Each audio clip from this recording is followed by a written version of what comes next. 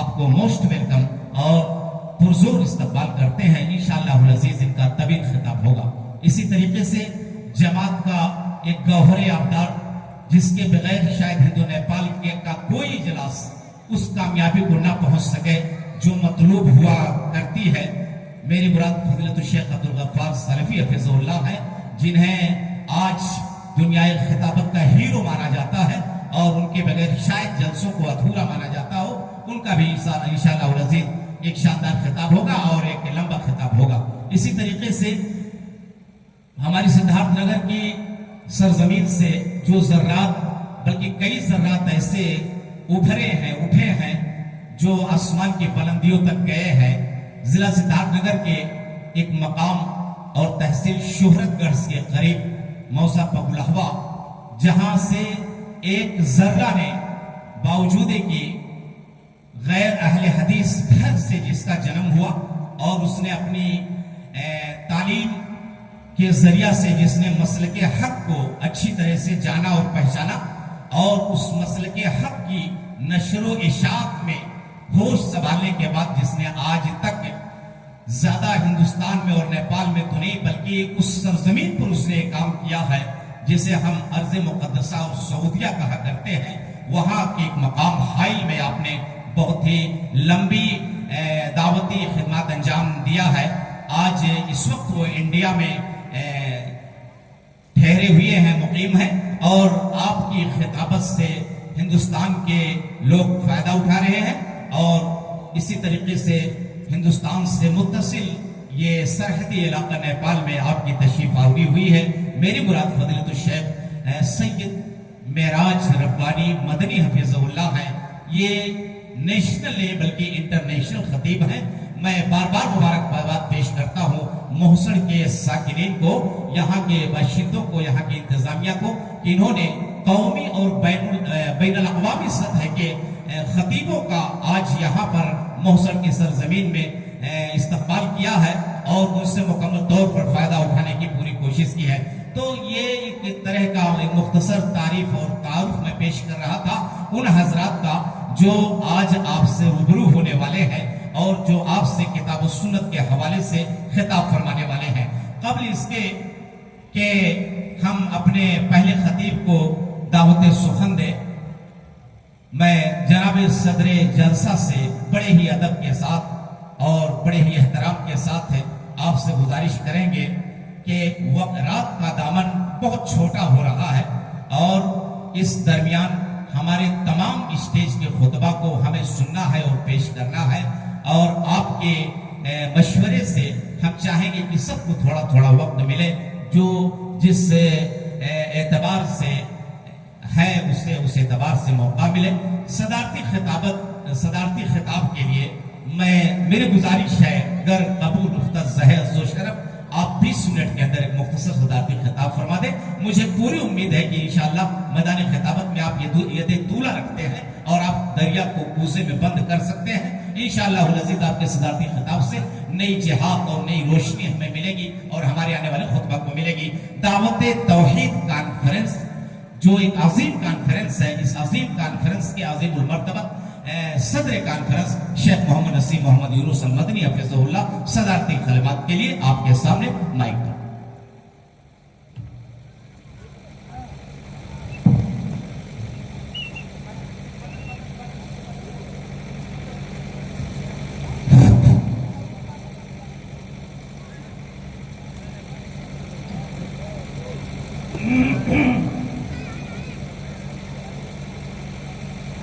السلام علیکم ورحمۃ اللہ وبرکاتہ. ان الحمد للہ نحمده ونستعینه ونستغفره ونعوذ باللہ من شرور انفسنا ومن سیئات اعمالنا. من يهده الله فلا مضل له ومن يضلل فلا هادي له. وأشهد أن لا إله إلا الله وحده لا شريك له وأشهد أن محمدا عبده ورسوله. أما بعد فإن خير الحديث كتاب الله وخير الهدي هدي محمد صلى الله عليه وسلم وشر الأمور محدثاتها وكل محدثة بدعة وكل بدعة ضلالة وكل ضلالة في النار.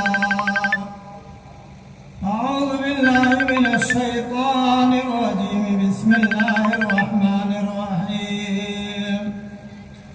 شرع لكم من الدين ما وصى به نوحا والذي أوحينا إليك وما وصينا به إبراهيم وموسى وعيسى أن أقيموا الدين ولا تتفرقوا فيه كبر على المشركين ما تدعوهم إليه الله يهدي إليه من يشاء ويهدي إليه من ينيب.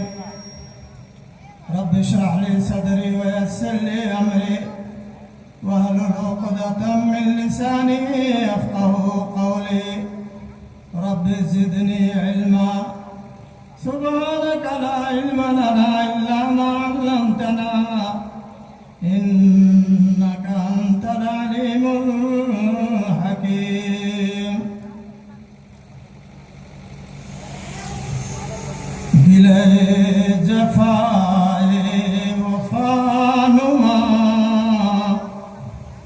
گلے جفائے وفا نما جو حرم کو اہل حرم سے ہے کسی بت کدے میں بیاں کروں تو صنم بھی کہے ہری ہری. اسٹیج پر جلوہ افروز معزز و محترم علماء کرام حفظکم اللہ تعالی، محترم ناظم اجلاس مولانا محمد ہاشم سلفی حفظہ اللہ، توحید کانفرنس موضع محصر کے منتظمین کرام، موضع محصر محمد نگر اور مضافات قرب و جوار کے گاؤں سے آئے ہوئے اسلامی بھائیوں، اسلامی نوجوانوں، عزیز بچوں، خواتین ملت اسلامیہ، میری مائیں اور بہنیں، میں مبارکباد پیش کرتا ہوں موضع محصر کے لوگوں کا اور خاص کر منتظمین کا، جنہوں نے آج کا یہ محترم بالشان اور عالی شان اجلاس عام یا آج کی یہ کانفرنس منعقد فرمائی. انہوں نے مختصر سے وقت میں شبانہ روز محنتیں کی اور ہند و نیپال کے معزز و محترم خطبہ کا انتخاب فرمایا. میں دل کی اتھاہ گہرائیوں سے ان کو مبارکباد پیش کر رہا ہوں. اللہ تعالیٰ ان کی کاوشوں کو قبول فرمائے، بارآور فرمائے اور کانفرنسوں کا، جلسوں کا جو مقصد ہوتا ہے، جس لیے کانفرنسیں کی جاتی ہیں، اللہ تعالیٰ اس مقصد میں ان سب کو کامیاب فرمائے. حضرات، یہ کوئی عام خطاب نہیں ہے، یہ صدارتی خطاب ہے اور مجھ ناچیز کو ہمارے ان بھائیوں نے لا کر کے مجھے ایسی کرسی پر بٹھا دیا ہے جس کا میں واقعی اہل نہیں تھا. میں ایک کمیل انسان ہوں, ایک گمنام انسان ہوں. اللہ تعالیٰ سے دعا ہے کہ میری محنتوں کو, میری کاوشوں کو, میرے جہود کو, جو کچھ بھی میں نے کیا ہے, اللہ تعالیٰ لوگوں کی نگاہوں میں نہ دکھا کر کے اپنی نگاہ میں رکھ کر کے اسے میری طرف سے قبول فرما دے. میں اللہ تبارک و تعالیٰ سے دعا گو ہوں. حضرات, یہ توحید کانفرنس بڑا ہی عمدہ انتخاب کیا ہے اس نام کا منتظمین اجلاس نے. توحید سے بڑھیا, توحید سے بہتر, توحید سے زیادہ کارگر دنیا میں نہ کوئی کام ہے, نہ کوئی عمل ہے. اور آخرت اگر ہماری کامیاب ہوئی یا آخرت تک ہم توحید پر گامزن ہو کر کے پہنچ گئے تو انشاءاللہ العزیز ہماری آخرت بھی کامیاب ہوگی. توحید یہ بڑا حساس موضوع ہے. اللہ رب العالمین نے قرآن پاک کے اندر فرمایا, شرع لکم من الدین ما وصى به نوحا. اللہ رب العالمین نے تمہیں اس دین کا پابند بنایا. اللہ رب العالمین نے تمہیں اس دین پر عمل کرنے کا حکم دیا. ما وصى به نوحا, جس دین کی وصیت اللہ رب العالمین نے نوح علیہ السلام کو دی تھی. اور والذی اوحینا الیک, اور اس دین کی وحی اے محمد رسول اللہ صلی اللہ علیہ وسلم, اے سید الانبیاء, اے سید المرسلین, جناب محمد رسول اللہ صلی اللہ علیہ وسلم, اس دین کی وحی, اس دین کو ہم نے آپ کی طرف نازل کیا, اس کی وحی آپ کو دی.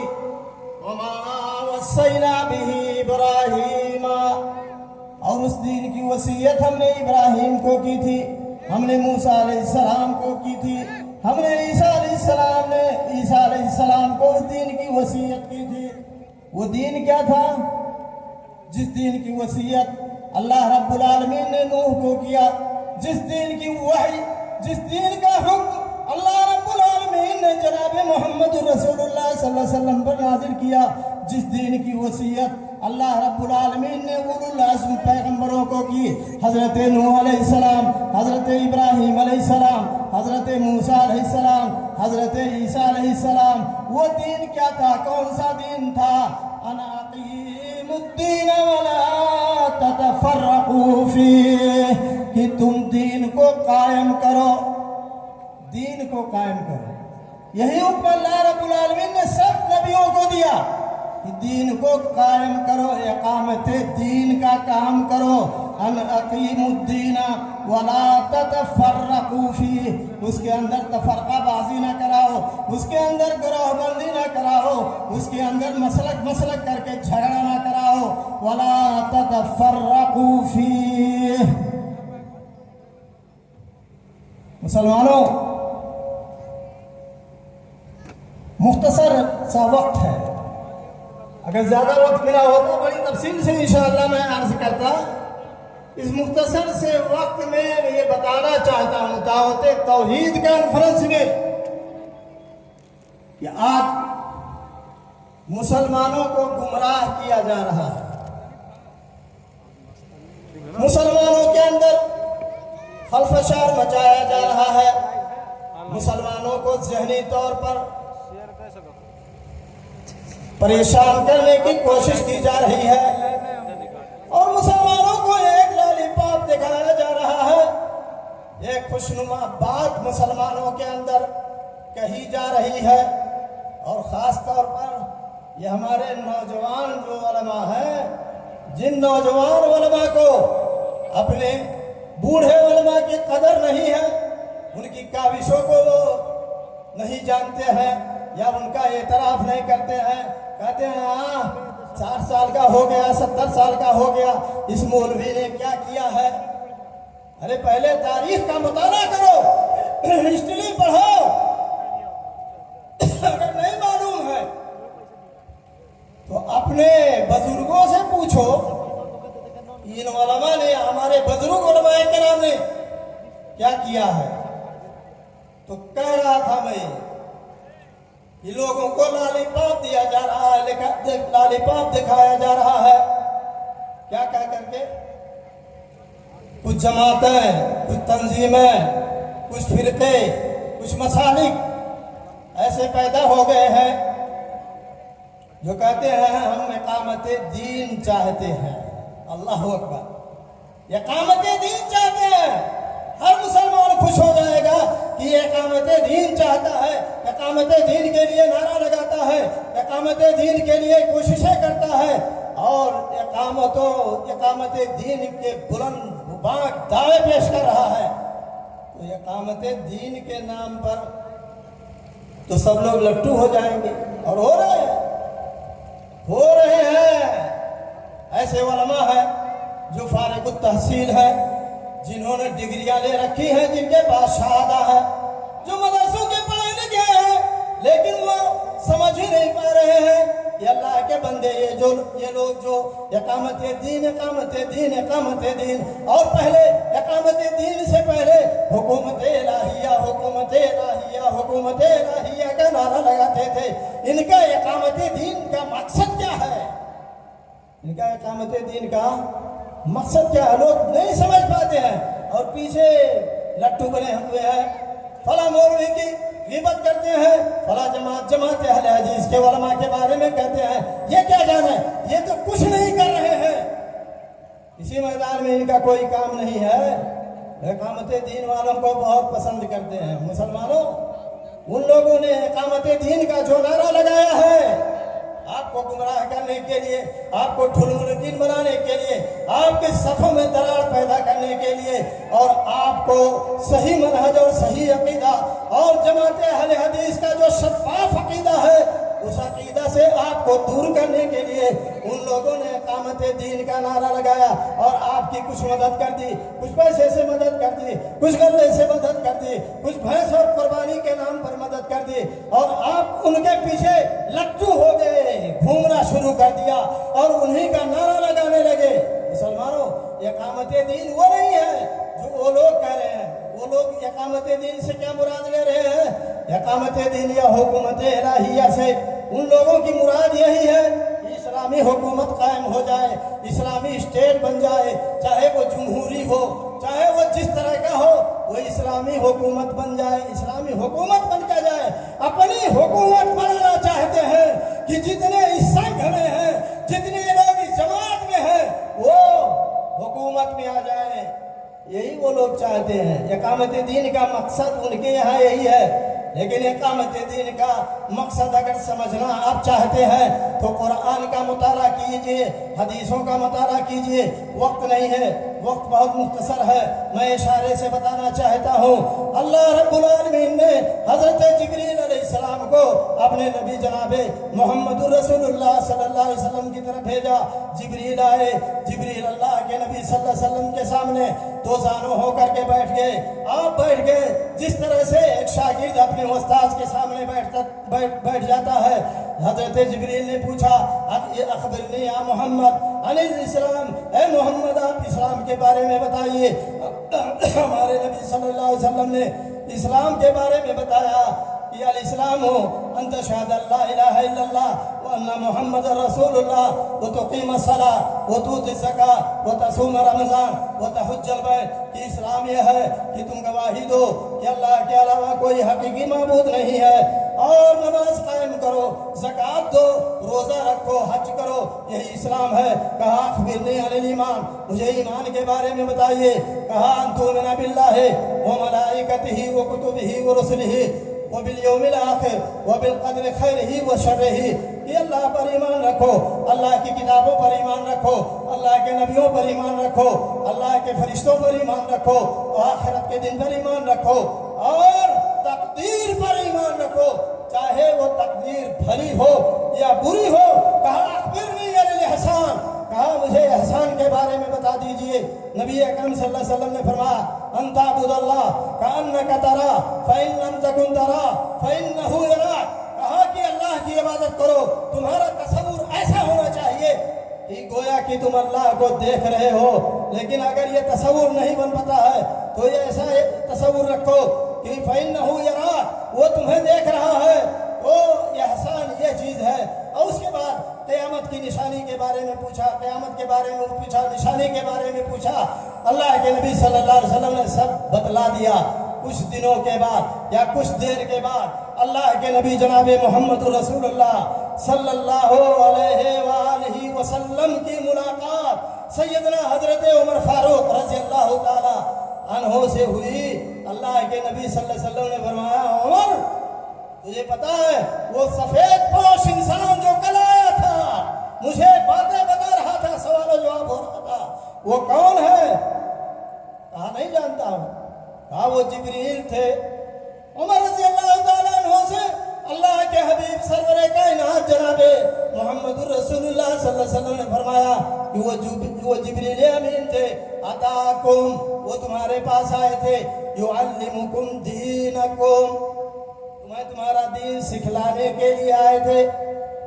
حکومت الہیہ، اقامت دین کا دعویٰ کرنے والوں، توحید کو تم نے دین سے خارج کر رکھا ہے۔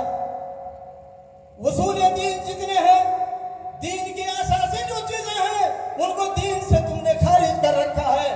تم حکومت بنانے کو، حکومت تشکیل دینے کو اور راج کرنے کو دین سے تعبیر کرتے ہو، یہ قرآن کے بھی خلاف ہے، احادیث مصطفیٰ کے خلاف ہے۔ اصل دین کیا ہے؟ ان اقیموا الدین ولا تتفرقوا فیہ، دین کو قائم کرو، یعنی توحید کو قائم کرو۔ توحید کی بالادستی ہونی چاہیے، توحید سے سرے منہ انحراف نہیں ہونا چاہیے۔ جن چیزوں سے توحید میں خلل آئے، ان چیزوں سے تمام مسلمانوں کو بچنا چاہیے اور علماء کرام کو بچانا چاہیے۔ میں بتاؤں، یہ جو لوگ اقامت دین کی رٹ لگاتے ہیں، بلند بلند دعوے کرتے ہیں، ان کی مجلسوں میں، ان کی محفلوں میں میرا اپنا خود تجربہ ہے۔ میں ان کی مجلس میں گیا تھا، میں نے توحید پر تقریر کرنا جب شروع کر دیا تو میرے پاس پرچی لکھ کر کے آ گئی کہ مولانا صاحب تمام مسلمان موحدین ہیں، تمام مسلمان توحید کے ماننے والے ہیں، آپ کسی اور موضوع پر خطاب کیجئے۔ توحید پر خطاب کرنا مسلمانوں میں ضروری نہیں ہے، حالانکہ توحید ہی اصل ہے۔ توحید پہ اگر تقریر نہیں ہوئی، توحید کو مسلمانوں نے نہیں اپنایا، تو پھر مسلمان کیا ہو جائیں گے؟ انہی لوگوں کی طرح سے خارجیت آ جائے گی، خارجی ہو جائیں گے۔ آج مسلمانوں جتنی جماعتیں اس طرح کی ہے، چاہے وہ عربستان کی، عرب کی الاخوان المسلمون ہو، یا ہندوستان اور نیپال کی جماعت اسلامی ہو، یہ سب خارجی فکر والے ہیں۔ یہ مسلمانوں کو بڑے جلدی اسلام سے خارج کر دیتے ہیں، اور خاص طور پر حکمرانوں کو۔ میں یہاں کہنا چاہوں گا، آپ لوگ گئے ہیں سعودی عرب میں آپ لوگ گئے ہیں۔ سعودی عرب میں اسلامی قوانین نافذ ہیں، حدود نافذ ہے۔ اگر کوئی کسی کو قتل کر دیتا ہے تو اسے قتل کیا جاتا ہے، اگر کوئی زناکار ہوتا ہے تو اس کو بھی مار کر کے رجم کر دیا جاتا ہے یا قتل کر دیا جاتا ہے۔ اگر کوئی چوری کرتا ہے تو اس کے ہاتھ کاٹ لیے جاتے ہیں۔ وہاں اسلامی قانون نافذ ہیں، لیکن یہ لوگ سعودیہ کو گالی دیتے ہوئے تھکتے نہیں ہیں۔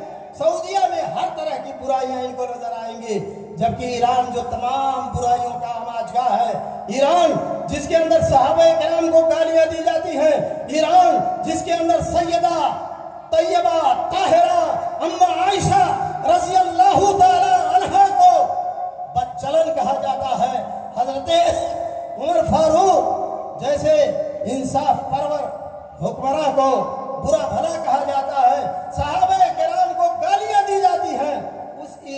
یہ لوگ بڑی تعریف کریں گے اور سعودیہ کے خلاف زبانیں کھولیں گے. تو بہرحال وقت نہیں مسلمانوں، میں یہ کہنا چاہتا ہوں کہ یہ جو لوگ اقامت دین کا دعویٰ کرتے ہیں، اقامت دین کا، جس اقامت دین کا یہ نعرہ لگاتے ہیں، یہ صحیح نہیں ہے. بلکہ اقامت دین اصل کیا ہے؟ علامہ ابن کثیر رحمہ اللہ نے فرمایا والدین الذی جاءت به الرسل كلهم هو عبادت اللہ وحدہ لا شریک لہ، کہ وہ دین جس کو تمام انبیاء و رسول لے کر کے آئے وہ صرف خالص طور پر اللہ کی عبادت کرنا ہے اور اللہ کی بندگی میں کسی کو شریک نہیں ٹھہرانا ہے.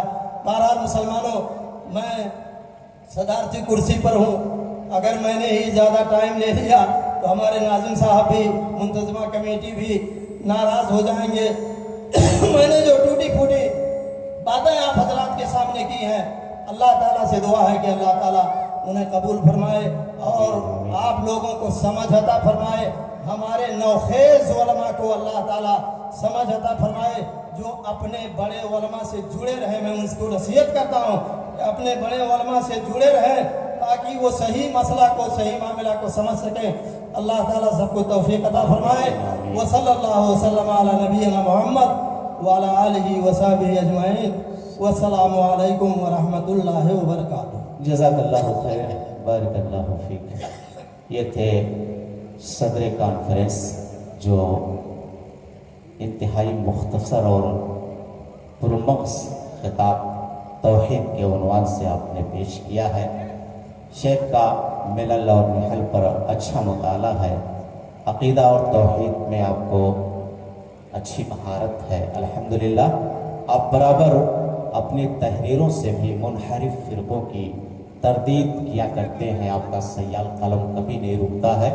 زبان سے بھی اور قلم سے بھی آپ مسلک حق دین حنیف کا پرچار بھی کرتے ہیں اور گمراہ اور ضال فرقوں کی تردید اور ان کی نکیر بھی کرتے ہیں. اللہ حاضر گرامی کو تادر صحت و سلامتی کے ساتھ لمبی عمر عطا فرمائے. انشاءاللہ العزیز کہیں تفصیل کے ساتھ آپ سے سن لیا جائے گا. میں تمام تشریف لائے ہوئے سامعین کا استقبال کرتا ہوں. چونکہ آپ نے اپنی آمد میں تاخیر کی ہے، اس لیے ہم نے آپ کا استقبال کرنے میں بھی تھوڑی سی تاخیر کی ہے. آپ سے گزارش ہے کہ اب ہمارے سامنے جو خطبہ حضرات آنے والے ہیں وہ بہت ہی قیمتی بیانات پیش کریں گے. آپ حضرات پوری دل جمعی اور ایک سوئی کے ساتھ اسے سماعت فرمائیں گے. میں نے عرض کر دیا ہے اور ایک جھلک پیش کر دیا ہے آج کے خطبہ کی، لیکن اس سے پہلے ایک میزبان کی حیثیت سے اور تمام علماء کے اپنے دیار میں خادم اور خدمت گزار کی حیثیت سے میں دعوت دے رہا ہوں شیخ پرویز عالم ریاضی حفظ اللہ کو. آپ تشریف لائیں اور ایک تمہیدی خطاب اور جس کا عنوان ہو جہیز معاشرے کا ایک ناسور، وقت کے انتہائی حساس ترین مسئلہ اور جس کی تحت نہ جانے کتنی کھیتیاں بک گئیں، کتنے مال اور اسباب لٹ گئے، کتنے رشتوں میں تلخیاں آ گئیں اور کتنے گھر مال سے بھر گئے بغیر محنت کی کمائی کے. یہ تمام مسائل کو لے کر کے آپ 20-25 منٹ کے وقت میں چاہوں گا کہ آپ اپنا بیان سمیٹ لیتے اور اس طریقے سے آئے ہوئے تمام مہمانان گرامی کا آپ استقبال بھی فرما دیتے تو بہت اچھا ہوتا. البتہ وقت کے تعلق سے میری گزارش ہے کہ آپ 25 منٹ کے وقت میں اپنی پوری بات پیش کر دیں. انشاءاللہ آپ کر لے جائیں گے.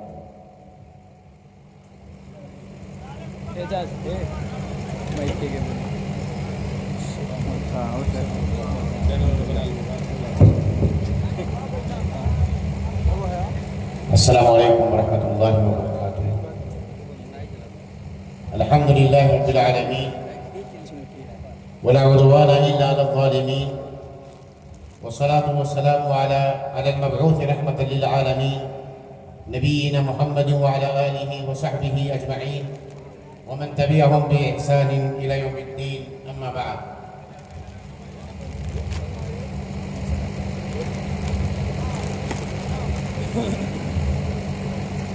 معزز و محترم صدر جلسہ فضیلۃ الشیخ محمد نسیم مدنی حفظہ اللہ، اس جلسے کی نظامت فرما رہے فضیلت الشیخ محمد ہاشم سلفی حفظہ اللہ، اسٹیج پر تشریف فرما تمام علماء کرام، مہمانان گرامی، حاضرین مجلس، ہم جلسہ کمیٹی کی طرف سے اور اس گاؤں کا باسی ہونے کے ناطے آپ تمام آنے والے مہمانوں کا، علماء کرام کا خصوصاً، اور تمام سامعین اور سامعات کا خیر مقدم کرتے ہیں۔ اللہ رب العالمین سے دعا کرتے ہیں کہ اللہ رب العالمین آپ سب کی حاضری کو قبول فرمائے اور آپ کی اس حاضری کو آپ کے درجات کی بلندی کا سامان کرے، اور جس مقصد کے لیے آپ یہاں آئے ہیں اللہ تبارک و تعالیٰ اس مقصد میں آپ کو کامیاب کرے۔ وقت مختصر ہے، میں بلا کسی تمہید کے اپنے موضوع پر آؤں گا اور کچھ باتیں آپ کے سامنے کہہ کر کے اپنی جگہ لوں گا، اس لیے کہ ہمارے مہمان علماء کرام تشریف لا چکے ہیں اور انہیں واپس بھی جانا ہے، فلائٹ صبح 6 بجے کی ہے، ان کے لیے ہمیں وقت نکالنا ہے، اس لیے آپ ہمیں کبھی بھی بلا کر کے سن سکتے ہیں۔ آپ کے گھر کا ہوں، آپ کے دیار کا ہوں، تو ہم زیادہ سے زیادہ اپنے مہمان علماء کو سننا چاہتے ہیں۔ میرے بھائیوں، جس موضوع کا مجھے مکلف کیا گیا ہے اور اس کے لیے جتنا وقت مجھے دیا گیا ہے وہ آپ بھی جانتے ہیں، میں بھی جانتا ہوں، وہ ناکافی ہے، مگر یہ بھی مجھے پتا ہے کہ آپ ہوشیار ہیں، عقل مند ہیں، جانکار ہیں، مجھ سے زیادہ سماج پہ پکڑ رکھنے والے لوگ ہیں۔ اشاروں میں باتیں ہوں گی اور آپ اسے دل میں اتارنے کی کوشش کریں گے۔ دل سے جو بات نکلتی ہے اثر رکھتی ہے، دل سے جو بات نکلتی ہے اثر رکھتی ہے، پر نہیں طاقت پرواز مگر رکھتی ہے۔ انداز بیاں گرچہ میرا شوق نہیں ہے، شاید کہ اتر جائے تیرے دل میں میری بات۔ میرے بھائیوں، اس روئے زمین پہ اہل دنیا نے اسلام آنے سے پہلے، نبی کریم صلی اللہ علیہ وسلم کی بعثت سے پہلے ایک دور وہ بھی دیکھا ہے کہ جب خواتین کو سامان تجارت سمجھا جاتا تھا، جن کی کوئی سماج میں حیثیت نہیں تھی، جن کو انسانوں میں گنا ہی نہیں جاتا تھا، ایک سامان کی طرح سے جنہیں استعمال کیا جاتا تھا، اللہ تبارک و تعالیٰ نے اس زمانے کے لوگوں کے بارے میں قرآن کے اندر ذکر فرمایا ہے۔ اگر اللہ تبارک و تعالیٰ کی بیان کردہ ان آیات کی تصویر کشی کو دیکھیں اور آج کے زمانے کے حالات کو دیکھیں، اپنے معاملات کو دیکھیں، سماج میں اپنے کرتوتوں پہ نظر ڈالیں، اپنے دائیں بائیں لوگ رہنے والے لوگوں پر اور ان کے حالات کے بارے میں جائزہ لیں اور لوگوں کے معاملات کو اگر پرکھنے کی کوشش کریں، یقین مانیں ذرا برابر بھی ہم دور جاہلیت سے بدلے ہوئے لوگ نہیں نظر آئیں گے۔ تصویریں بدل گئی ہوں گی، شکلیں بدل گئی ہوں گی، ان کو ذلیل کرنے کی تصویر بدلی ہوئی ہوگی، مگر اہانت کا جو پہلو اس زمانے میں تھا آج بھی آپ کو دکھتا نظر آئے گا۔ اللہ تبارک و تعالیٰ نے کہا وَإِذَا بُشِّرَ أَحَدُهُم بِالْأُنثَىٰ ظَلَّ وَجْهُهُ مُسْوَدًّا وَهُوَ كَظِيمٌ يَتَوَارَىٰ مِنَ الْقَوْمِ مِنْ سُوءِ مَا بُشِّرَ بِهِ أَيُمْسِكُهُ عَلَىٰ هُونٍ أَمْ يَدُسُّهُ فِي التُّرَابِ أَلَا سَاءَ مَا يَحْكُمُونَ۔ اللہ تبارک و تعالیٰ نے دور جاہلیت کے ان جاہلی لوگوں کے اعمال کا نقشہ کچھ اس طرح سے کھینچا، کہا کہ جب ان میں سے کسی کے گھر بھی کسی بیٹی کی آمد کی خوشخبری سنائی جاتی اور یہ کہا جاتا کہ آپ کے یہاں بیٹی کی ولادت ہوئی ہے، آپ کے یہاں بیٹی نے جنم لیا ہے، اس دور کے لوگوں کی حالت کیا تھی؟ اللہ تعالیٰ نے کہا وَإِذَا بُشِّرَ أَحَدُهُم بِالْأُنثَىٰ ظَلَّ وَجْهُهُ مُسْوَدًّا۔ مارے غم کے یہ بات سنتے ہی کہ ان کے گھر میں کسی بیٹی کی ولادت ہوئی ہے، ان کے چہرے سیاہ ہو جایا کرتے تھے۔ غم اس قدر لاحق ہوا ہے، آر اس قدر لاحق ہوا ہے، شرمندگی اس قدر دامنگیر ہوئی ہے کہ چہرے پہ خوشی کے بجائے، چہرہ خوشی سے کھلکھلا اٹھنے کے بجائے ان کے چہرے سیاہ ہو گئے کہ گھر میں بیٹی نے کیوں جنم لیا ہے۔ آپ سے میں پوچھتا ہوں کہ کسی کے گھر بیٹی کی ولادت کے بعد آپ میں سے یہاں موجود سارے سامعین سے اگر میں یہ سوال کروں کہ 3-4 بیٹیوں کی ولادت کے بعد اگر چوتھی بیٹی کی ولادت کی خبر آپ نے سنی، چوتھی تو دور کی بات ہے، پہلی ہی بیٹی کی ولادت کی خبر سن کر کے پورے مجمع سے اگر میں یہ سوال کروں کہ کتنے لوگوں نے برفی تقسیم کیا ہوگا، کتنے لوگوں نے پیڑا تقسیم کیا ہوگا، تو شاید ایک بھی ہاتھ نہ اٹھے۔ ماشاءاللہ ہمارے شیخ نے کہا کہ ہم نے اپنی بیٹی کی ولادت کے موقع پر قیمتی مٹھائی تقسیم کی ہے، ورنہ اکثریت تو یہ ہے کہ لوگوں کو بتانا بھی نہیں چاہتی، اور بتاتی بھی ہے تو بڑے دبے کچے لہجے میں کہتی ہے کہ بیٹی پیدا ہوئی ہے، بڑے دبے کچے لہجے میں کہتے ہیں بیٹی پیدا ہوئی ہے۔ اور حقیقت یہ ہے میرے بھائیوں کہ بیٹی آپ کے گھر میں آئی تو رحمت بن کر کے آئی ہے۔ اگر نبی کریم صلی اللہ علیہ وسلم نے نام لے کر کے کسی رشتے کی فضیلت کو بیان کیا ہے تو وہ بیٹی ہے۔ نبی کریم صلی اللہ علیہ وسلم نے فرمایا کہ اس کی ساری شکلیں بڑی خوبصورت ہیں، ساری صورتیں اس کی بڑی صورت ہیں، جس روپ میں بھی یہ خاتون آ جائے اس کا سارا روپ بڑا سہانا ہے۔ آئیے اگر یہ بیٹی کی شکل لے کر کے آ جائے، کتنا خوبصورت تحفہ اللہ تعالیٰ بیٹی کی شکل میں ماں باپ کو عطا فرماتا ہے۔ اللہ تبارک و تعالیٰ نے فرمایا من ابتلی بشیء من هذه البنات كن له سترا من النار۔ کسی بیٹے کے بارے میں اللہ کے رسول صلی اللہ علیہ وسلم نے یہ خوشخبری نہیں سنائی، جانتے ہو کیا بتایا؟ کہا کہ اگر بیٹیوں کی وجہ سے کوئی باپ آزما لیا جائے، ان کی تعلیم و تربیت کی وجہ سے، انہیں پڑھانے لکھانے کی وجہ سے، ان کی شادی بیاہ کرنے میں کوئی باپ آزما لیا جائے، آزمائشوں سے دوچار کر دیا جائے، اور یقیناً کتنے آزمائش سے ماں باپ بیٹی کی شادی کرنے میں گزرتے ہیں، مجھ سے زیادہ آپ جانتے ہیں۔ جن لوگوں کے دروازے دیکھنے کے لائق نہیں ہیں، پچھوڑا سے ان کے گھروں میں آیا جاتا ہے، جو لوگ بولنے کا سلیقہ بھی نہیں رکھتے ہیں، آپ ان کی باتیں اگر سنیں گے تو دنگ رہ جائیں گے، ان کی فرمائشیں اگر سن لیں گے تو دنگ رہ جائیں گے۔ اور اللہ کے نبی جناب محمد رسول اللہ صلی اللہ علیہ وسلم نے فرمایا کہ ان بیٹیوں کی وجہ سے جو باپ آزما لیا جائے، ان بیٹیوں کی وجہ سے جس باپ کو آزمائش سے گزرنا پڑے، اللہ کے نبی خوشخبری سناتے ہیں کہ اے والدین خوش ہو جاؤ ان بیٹیوں کی وجہ سے۔ آپ نے دنیا میں تکلیفیں سہی ہیں، آپ نے دنیا میں پریشانیاں جھیلی ہیں، آپ نے اپنی بیٹی کی شادی کرنے میں اپنی کھیت تک کو گروی رکھا ہے، آپ نے اپنی بیٹی کو شادی کرنے میں اپنی جائیداد تک گروی رکھی ہے، کھیت بیچ کر کے شادی کیا ہے، اپنی ساری پونجی کمائی لگا دی ہے، اپنے بیٹوں کے سپنے بھی اس میں لگا دیے ہیں۔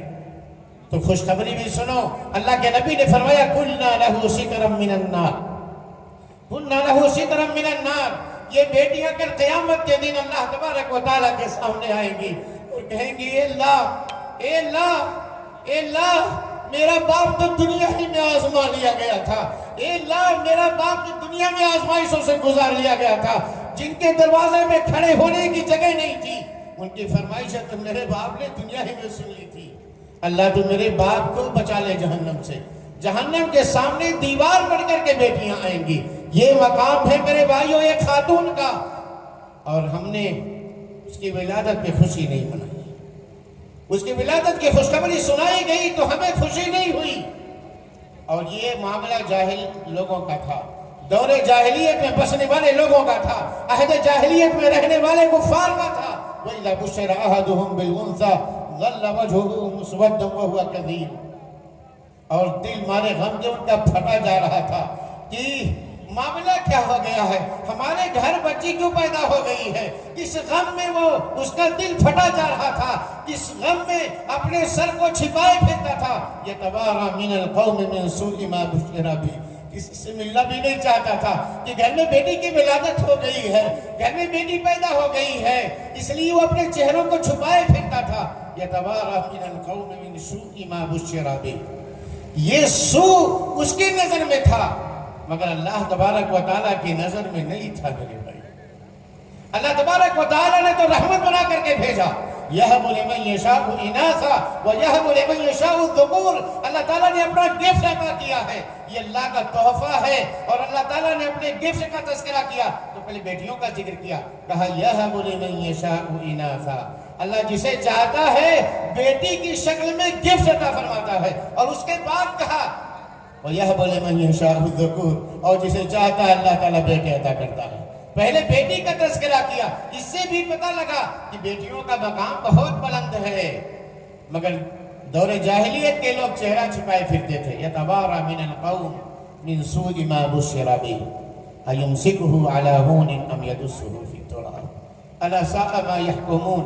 ان لوگوں کا معاملہ یہ تھا، ان لوگوں کی خواہش یہ بنتی تھی، دل میں ارادہ یہ بن رہا ہے کہ اپنا چہرہ چھپائے پھر رہا ہے، اور ارادہ یہ ہے کہ اس کو اسی ذلت کے ساتھ اپنا لیا جائے یا اسے زندہ زمین کے اندر دفن کر دیا جائے۔ اور اس دور کے لوگوں نے چشم فلک نے دیکھا، اس دور کے سارے لوگوں نے دیکھا، کتنی ایسی مثالیں بھی پائی گئیں کہ لوگوں نے اپنی بیٹیوں کو اپنے ہاتھوں سے دفن کیا ہے، اپنے ہاتھوں سے زندہ زمین میں گاڑ دیا ہے۔ ایک وہ بچی کا قصہ بارہا آپ نے سنا ہوگا، ننھی سی پھول سی بچی ہے، اپنے ہاتھوں سے سجا کر کے لے کے گیا ہے، گڑھا کھود رہا ہے، اس کے بدن پہ زمین سے مٹی پڑ رہی ہے، اس کی ننھی انگلیاں ان مٹیوں کو اس کے بدن سے جھاڑتی ہیں۔ ابو آپ کے بدن پہ کیچڑ آ رہا، دھول آ رہی ہے، اسے کیا پتا ہے کہ یہ دھول اس کے لیے قبر بننے والی ہے، اسے کیا پتا ہے کہ یہ باپ کبھی انسان سے حیوان بننے والا ہے، اسے کیا پتا ہے کہ یہ باپ میرا باپ نہیں جانور بننے والا ہے، جانور سا پیشہ اختیار کرنے والا ہے۔ کیا پتا ہے اسے کہ اس کے اندر حیوانیت نے جنم لے رکھا ہے، انسانیت کے دائرے سے نکل چکا ہے، کیا پتا ہے اسے۔ وَإِذَا الْمَوْءُودَةُ سُئِلَتْ بِأَيِّ ذَنبٍ قُتِلَتْ، قیامت کے دن یہ بیٹیاں کھڑی ہوں گی، اللہ تعالیٰ کے سامنے سوال کیا جائے گا۔ وَإِذَا الْمَوْءُودَةُ سُئِلَتْ بِأَيِّ ذَنبٍ قُتِلَتْ، اللہ تعالیٰ پوچھے گا کون سا جرم ان بچیوں نے کیا تھا، یہ گفٹ، یہ تحفہ، یہ ہدیہ ہم نے عطا فرمایا تھا، تمہیں کس نے اختیار دیا تھا کہ ان بیٹیوں کو زندہ درگور کر دو؟ تمہیں کس نے اختیار دیا تھا کہ ان بیٹیوں کو حقیر سمجھو، جسے ہم نے رحمت بنا کر کے بھیجا، جسے ہم نے گفٹ کے طور پر عطا فرمایا؟ کس نے اختیار دیا تھا تمہیں؟ کس نے کہا تھا تمہیں؟ میرے بھائیوں، تو جس صورت میں بھی یہ آ جائے، بیوی کی شکل لے کر کے آ جائے، تو فرمان نبی اس طرف آ جائے، الدنیا کلھا متاع وخیر متاع الدنیا المرأة الصالحہ، بیوی کی شکل لے کر کے آپ کے گھر میں آ جائے۔ اللہ کے نبی کہتے ہیں ساری دنیا فائدہ اٹھانے کی چیز ہے، ترازو کے ایک پلڑے میں یہ پوری کائنات اپنے سارے خزانے کے ساتھ ترازو کے ایک پلڑے میں رکھو، اور ایک نیک خاتون کو ترازو کے دوسرے پلڑے میں رکھو، جو آپ کے بگڑے ہوئے گھر کو سنوار دینے والی ہے، جو آپ کے بگڑے ہوئے گھر کو، بکھرے گھر کو جو سنوارنے والی ہے، سمیٹنے والی ہے، جو قبرستان جیسے گھر کو اگر نیک خاتون ہے تو اپنی عبادتوں کے ذریعے، قرآن کی تلاوت کے ذریعے ان ویران گھروں کو قرآن کی تلاوت سے معطر کرنے والی وہ خاتون۔ نبی کریم صلی اللہ علیہ وسلم نے فرمایا الدنیا کلھا متاع وخیر متاع الدنیا المرأة الصالحہ، ترازو کے دوسرے پلڑے میں جو نیک خاتون کی شکل میں بیوی بن کر کے آپ کے گھر میں آئی ہے، دنیا کی ساری قیمتی چیزوں سے وہ زیادہ قیمتی ہے، دنیا کی ساری فائدہ اٹھانے والے چیزوں میں سے سب سے بہترین فائدہ اٹھانے کی چیز ہے۔ میرے بھائیوں، اس لیے سوداگری کرنا چھوڑ دیجئے، اپنے بیٹوں کو بیچنا چھوڑ دیجئے، اپنے بیٹوں کی تجارتی منڈی لگانا چھوڑ دیجئے، اپنے روش کو بدلنے کی کوشش کیجئے، جس کو اللہ تبارک و تعالیٰ نے یہ مقام عطا فرمایا۔ یہی خاتون اگر ماں کی شکل لے کر کے آ جائے، اگر ماں کی شکل لے کر کے آ جائے تو نبی کریم صلی اللہ علیہ وسلم اعلان کرے ان الجنت تحت اقدام الامہات، اگر یہ ماں کی شکل لے کر کے آ جائے تو اس کی فضیلت کو بیان کرتے جاؤ، اور علماء کرام ہو سکتا ہے اس کے بارے میں بتائیں گے آپ کو کہ والدین کا مقام کیا ہوتا ہے، اور ان والدین میں وہ ماں ہوتی ہے جس کے درد کو بھی رب قرآن بناتا ہے، اللہ تعالیٰ جس کے درد کو قرآن بناتا ہے، اور جس کے دودھ پلانے کی مدت کو قرآن کی آیت بنا کر کے اتارتا ہے، جس کے احسانات کو اپنے توحید کے بعد ذکر کرتا ہے۔ اللہ تعالیٰ اتنا مقام بلند کیا اس خاتون کا، جب ماں کی صورت لے کر کے آئی کہ جنت اس کے قدموں میں رکھ دی ہے۔ اس کی ایک قربانی کو، ماں کی ایک معمولی قربانی کو اللہ تعالیٰ نے جب پسند کیا تو جنت کو اس کے حق میں واجب قرار دیا، جہنم کو اللہ تعالیٰ نے اس پہ حرام قرار دیا۔ آپ نے وہ 12 قصہ سنا ہوگا میرے بھائیوں، کہ ایک ماں اپنی 2 بچی کو لے کر کے دربار رسالت میں پہنچتی ہے، اور کئی دن کی بھوکی ماں بھی ہے، بچیاں بھی ہیں۔ اللہ کے نبی جناب محمد الرسول اللہ صلی اللہ علیہ وسلم کے گھر کا دستک دیتی ہے، اما عائشہ رضی اللہ تعالیٰ عنہ دروازہ کھولتی ہے، اور وہ ماں کہتی ہے کہ اگر گھر میں کچھ کھانے کا ہو تو ہمیں عنایت کر دیجئے۔ حالت یہ ہے کہ دربار رسالت کو چھانا جاتا ہے۔ ماں عائشہ اپنے گھر میں جاتی ہیں اور اپنے گھر کو تلاشتی ہیں، 3 کھجوریں ملی ہیں۔ کتنی؟ 3 کھجوریں ملتی ہیں۔ اللہ کے نبی کریم صلی اللہ علیہ وسلم کا گھر ہے، خاتم الرسول کا گھر ہے، امام الانبیاء کا گھر ہے، سرور کونین کا گھر ہے، شافع محشر کا گھر ہے، جن کے گھر والوں کے چولہے میں 2 مہینے مستقل آگ نہیں جلا کرتی، گھر ان کا ہے۔ اور گھر چھان مارنے کے بعد 3 کھجوریں ملتی ہیں، اور اس ماں کی قربانی دیکھیے گا، ماں ایک کھجور اپنے دونوں بچیوں کو تھماتی ہے، انہیں کھانے کے لیے دیتی ہے، اور ایک کھجور اپنے منہ کی طرف بڑھاتی ہے۔ تب تک بچیوں نے اپنا حصہ کھا کر کے کہا کہ ابھی پیٹ نہیں بھرا امی، کچھ اور کھانے کو چاہیے۔ کہا امی ابھی کچھ اور کھانے کو چاہیے۔ یہ مائیں قربانی دے سکتی ہے۔ آج کے زمانے کی بھی مائیں میرے بھائیوں، اس زمانے کی ماں سے کوئی کم تر نہیں ہے۔ ماں ماں ہوتی ہے، چاہے کسی دھرم کی ہو، کسی بھی ذات برادری کی ہو، کسی بھی مذہب کی ہو، ماں ماں ہوتی ہے، ماں ماں ہوتی ہے۔ اور ماں کا مقام سارے مذاہب میں ڈھونڈیں گے آپ کو ویسے یکساں ملے گا۔ ماں اپنے حصے کی قربانی دیتی ہے، اپنے حصے کے کھجور کے 2 ٹکڑے کر کے آدھا ایک بیٹی کے ہاتھ میں تھماتی ہے، آدھا دوسرے کے ہاتھ میں تھماتی ہے، اور اس کے بعد اما عائشہ رضی اللہ تعالیٰ عنہ کی نظر اس ماں کی اس قربانی پہ ٹکی ہوئی ہے۔ وہ سارا منظر دیکھ رہی ہے کہ ایک ماں اپنی اولاد کے لیے قربانی کیسے دے سکتی ہے، اپنے پیٹ پہ پتھر کیسے باندھ سکتی ہے، اپنا بھوک برداشت کر کے اپنے بچوں کو خوشی کیسے بانٹ سکتی ہے۔ یہ سارا ماجرا اما عائشہ رضی اللہ تعالیٰ عنہ نے دیکھا ہے۔ ماں عائشہ رضی اللہ تعالیٰ عنہ کو ماں بننے کا شرف تو حاصل نہیں ہوا، مگر ایک ماں کی قربانی کو اپنے آنکھوں سے دیکھا تو ان سے رہا نہ گیا۔ ان کی یہ ادا اتنی ان کو پسند آئی، حدیث کے الفاظ فَأَعْجَبَ شَأْنَهَا، اس ماں کی قربانی ان کے دل کو بھا گئی۔ اللہ کے نبی گھر پہنچتے ہیں، رسول اللہ صلی اللہ علیہ وسلم سے سارا ماجرا سناتی ہیں۔ سب کچھ سننے کے بعد نبی کریم صلی اللہ علیہ وسلم نے ارشاد فرمایا کہ اے عائشہ، آپ نے تو اس ماں کی یہ قربانی دیکھی ہے، جانتے ہو اللہ تبارک و تعالیٰ کے یہاں اس ماں کی قربانی کا مقام کیا ہوا ہے؟ ان اللہ قد اوجب لها بها الجنہ، مقام یہ ہو گیا کہ اللہ تبارک و تعالیٰ کو اس کی یہ ادا اتنی پسند آئی کہ اس کے حق میں جنت کو اللہ تعالیٰ نے واجب قرار دیا، او اعتق بها من النار، یا جہنم سے اللہ تعالیٰ نے اس کے گردن ہی کو آزاد کر دیا ہے۔ یہ رتبہ بلند ملا جس کو مل گیا، ہر مدعی کی واسطے دار و رسن کہاں۔ اللہ تعالیٰ جسے نوازنا چاہتا ہے وہ تعز من تشاء و تذل من تشاء، ماں کو اللہ تعالیٰ نے یہ مقام عطا فرما دیا۔ تو جس صورت کو بھی لے کر کے ایک خاتون آپ کے گھر میں آتی ہے، اس کی ساری صورتیں بڑی نرالی، بہن کی صورت لے کر کے آ جائے آپ کے آنگن کا وہ کھلونا بن جاتی ہے، اور جس وقت وہ رخصت ہوتی ہے تب جا کر ان کے بھائیوں سے پوچھو کہ اس کے گھر سے کیا چھن گیا ہے۔ میرے بھائیوں، جس کا شریعت میں اتنا بڑا مقام ہے اس کو ہم نے کیا دیا ہے؟ شریعت نے کیا دیا ہے؟ 4 منٹ میرے حصے کا بچا ہے، اور اس میں آپ کے بارے میں آپ کے حرکتوں کا ذکر کر دوں 4 منٹ کے اندر۔ میرے بھائیوں، اللہ تعالیٰ نے تو یہ خاتون کا یہ مقام عطا فرمایا ہے، الٹے اب بتاتے ہیں ہم آپ کو آپ کیا کرتے ہیں۔ مگنی سے لے کر کے ایک بیٹی کی شادی کے اندر ایک بھائی، ایک ماں، ایک باپ، اور کیسے کیسے حالات ہوتے ہیں جن سے انسان پوچھتا ہے اور کیسے کن کن حالات سے گزرتا ہے ایک باپ. اگر اس کی حالت دیکھنی ہے تو مگنی سے لے کر کے 1 سال 2 سال تک باپ کی حالت کو دیکھیے. وہ باپ میرے بھائیوں ایسے در در کی ٹھوکریں کھاتا ہے جیسے اس نے بیٹی پیدا کر کے اس روئے زمین پہ کوئی جرم کر لیا ہو، جبکہ یہ عطیہ تو خالق کائنات کی جانب سے تھا. بیٹی کے پیدا کرنے میں اس کا کوئی اختیار نہیں تھا، اس نے اللہ تعالیٰ سے نہیں مانگا تھا.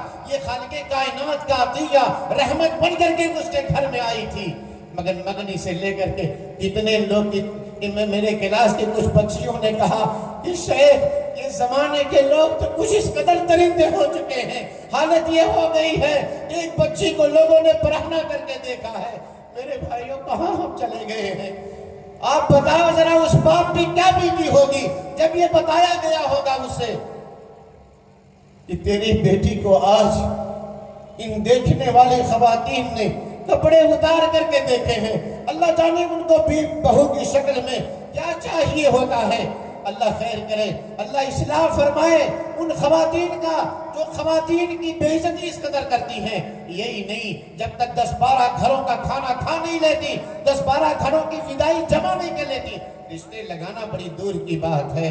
میرے بھائیوں اپنی روش بدلنے کی کوشش کرو، نہیں تو یاد رکھو کل قیامت کے دن اللہ تبارک و تعالیٰ کے سامنے کھڑے ہوں گے. اور صحیح مسلم کی روایت ہے، نبی کریم صلی اللہ علیہ وسلم ارشاد فرماتے ہیں کہ جس نے اپنے مال کی زیادتی کی خاطر لوگوں سے پیسے طلب کیے ہیں، چاہے بھیک مانگنے کے لیے، اور جہیز مانگنا یہ بھیک مانگنے سے کم نہیں بلکہ یہ انٹرنیشنل فقیر ہیں. میرے بھائیوں انٹرنیشنل فقیر ہیں یہ لوگ. اللہ کے نبی کریم صلی اللہ علیہ وسلم فرماتے ہیں کہ جس نے اپنے مال کی زیادتی کے لیے پیسے مانگے اس نے آگ کا ٹکڑا مانگا ہے، اس نے آگ کا ٹکڑا مانگا ہے. میرے بھائیوں اللہ کے نبی فرماتے ہیں اگر کوئی چاہتا ہے کہ اپنے حصے کی جہنم کی آگ کو بڑھا لے یا اپنے حصے کی جہنم کی آگ کو گھٹا لے تو آگے بڑھ کر کے اور جائے ان بیٹیوں کے باپ کے سامنے اپنے ہاتھ کو دراز کرے.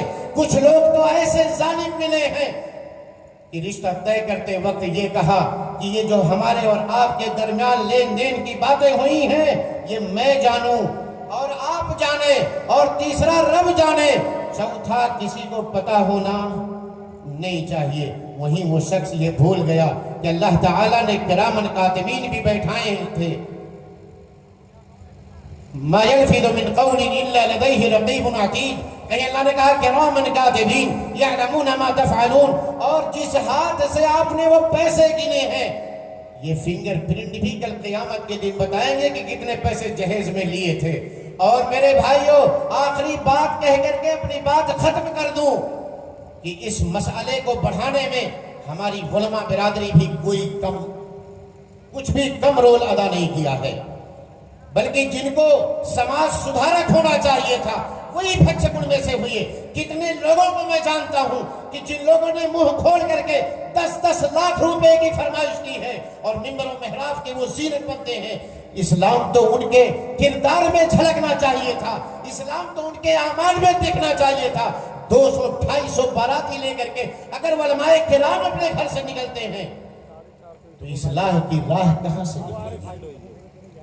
کہاں سے پھر کون سے فرشتے اتریں گے سماج کو سدھارنے کے لیے جب سماج سدھارک ہی راستہ بھول چکے ہیں؟ میرے بھائیوں اگر 2 طبقے کے لوگ درست ہو جائیں، وہ ہمارا مالدار اہل ثروت لوگ جن کو اللہ تعالیٰ نے دنیا وافر مقدار میں عطا فرمائی، اگر یہ سدھر جائیں اور ہمارے علماء کرام سختی کے ساتھ اس مسئلے کو اٹھانا شروع کریں اور عملی طور پر اپنے آپ کو اس طرح کی چیزوں کو لین دین سے باز آ جائیں، بارات جانے سے، بارات لے جانے سے، بارات میں شرکت کرنے سے اگر ہماری اپنی علماء برادری باز آ جائے اور عمرہ جو مالدار طبقہ ہے، جو کرسیوں پہ براجمان لوگ ہیں، اگر وہ لوگ اس معاملے میں آگے بڑھ جائیں انشاءاللہ العزیز 1 سال نہیں لگے گا. میں پوری ضمانت کے ساتھ کہتا ہوں 1 سال کے اندر آپ کا سماج اس طرح کی کوریدیوں سے پاک اور صاف ہو جائے گا.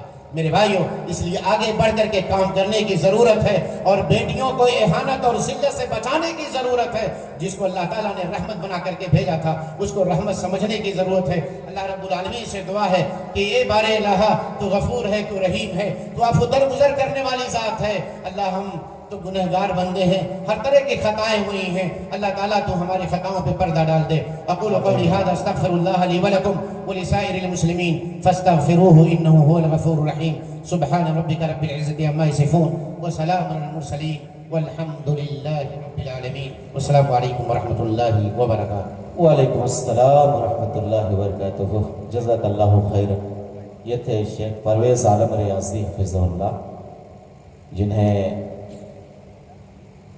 بچیوں کے تعلق سے زمانے جاہلیت سے آج تک جو زیادتیاں ہوتی رہی ہیں اس کا انہوں نے ایک سرسری جائزہ پیش کیا اور موجودہ حالات میں ان بچیوں کی توہین, تذلیل اور تحقیر کی جو سب سے عجیب و غریب صورت ہے کہ ان بچیوں کو دیکھنے سے, رشتہ کے لیے مگنی کرنے سے لے کر کے ان کی رخصتی تک جو آج سماج میں رویہ اپنایا جاتا ہے وہ انتہائی تکلیف دہ ہے.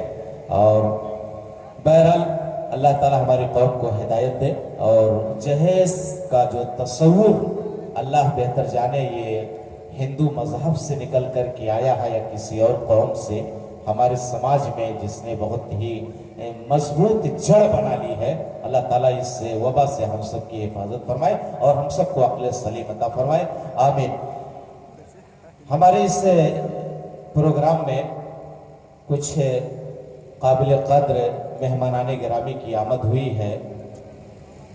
میں عمومی اور خصوصی طور پر تمام حضرات کا استقبال کر چکا ہوں. البتہ میں چاہوں گا, ہمارے بعض احباب نے, انتظامیہ کمیٹی کے لوگوں نے چند نام پیش کیا ہے کہ انہیں ہم اسٹیج پہ مدعو کر لیں. پہلے نمبر پہ ہے منتری جی سی کے گپتا جی. آپ جہاں کہیں بھی ہوں آپ اسٹیج پہ تشریف لیں. اور اسی طریقے سے ڈی ایس پی سورج کارکی جی, آپ بھی اسٹیج پہ تشریف لیں. اور سشستر ڈی ایس پی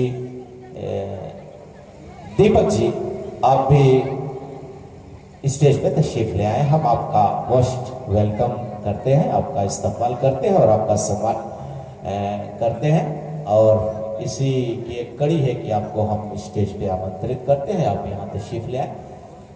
اور یہاں پر جو کمیٹی کے ذمہ داران ہیں باقی وہ آپ کے دیکھ بھال کریں گے.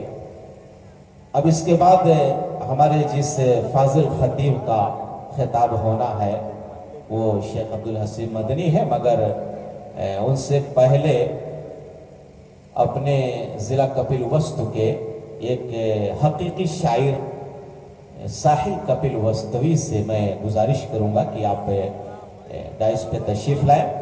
باوجود کہ آپ مشاعرے کی دنیا کے شاعر ہیں, گزارش ہے کہ کہیں غزل کی طرف نہ بہک جائیں.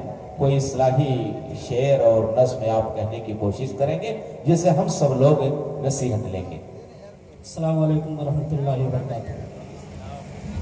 ایک نظم کے 2-3 بند پڑھ کر اپنی جگہ لوں گا. اللہ نے ہے صاف یہ قرآن میں کہا وَتُعِزُّ مَن تَشَاءُ وَتُذِلُّ مَن تَشَاءُ. بہت اچھا. اللہ نے ہے صاف یہ قرآن میں کہا وَتُعِزُّ مَن تَشَاءُ وَتُذِلُّ مَن تَشَاءُ. ہوتا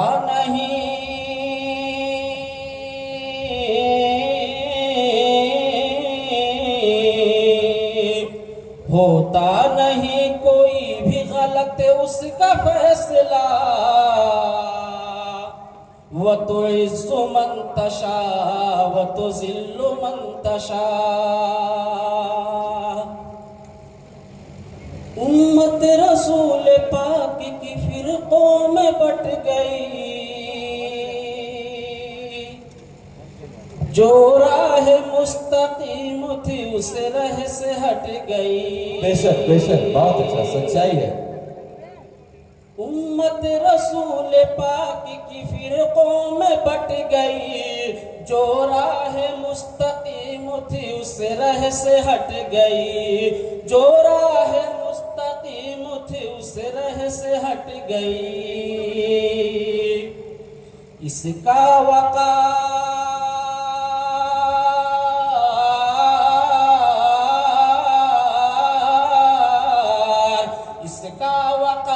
इसलिए दुनिया में घट गया। व तुइज़्ज़ु मन तशा व तुज़िल्लु मन तशा, इसका वक़ार इसलिए दुनिया में घट गया। व तुइज़्ज़ु मन तशा व तुज़िल्लु मन तशा। गज़ा में और चीन में, हिंदुस्तान में मजलूम जितने भी हैं मुसलमान जहान में। गज़ा में और चीन में, हिंदुस्तान में मजलूम जितने भी हैं मुसलमान जहान में, मजलूम जितने भी हैं मुसलमान जहान में। मेरी दुआ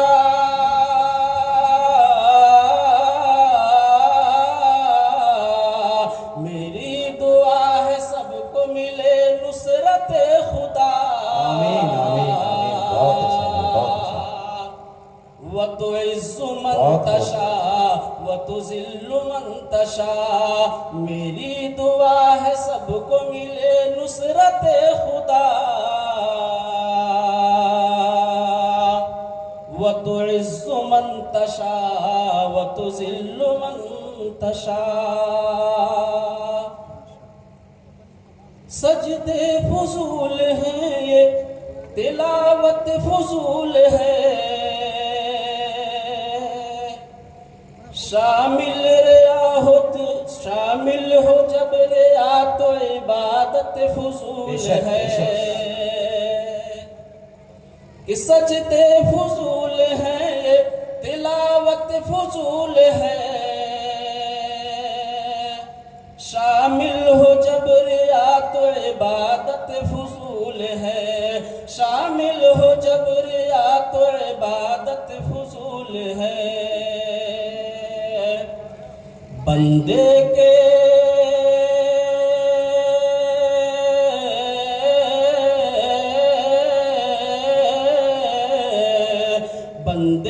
दिल में क्या है वो सब कुछ है जानता। व तुइज़्ज़ु मन तशा व तुज़िल्लु मन तशा, बंदे के दिल में क्या है वो सब कुछ है जानता। व तुइज़्ज़ु मन तशा व तुज़िल्लु मन तशा। बहुत खूब साहिल कपिल वस्फी साहब, बहुत बेहतरीन नज़्म आपने पेश की है। इस तरह की नज़में अगर आप लिखते रहें और पढ़ते रहें तो हमारे तमाम दीनी स्टेज आपका बड़ी अक़ीदत के साथ इस्तक़बाल करेंगे। मैं तो समझ रहा था कि सिर्फ मुशायरी की दुनिया में आप हैं, लेकिन अल्हम्दुलिल्लाह आप हर तरह की खिदमत जानते हैं।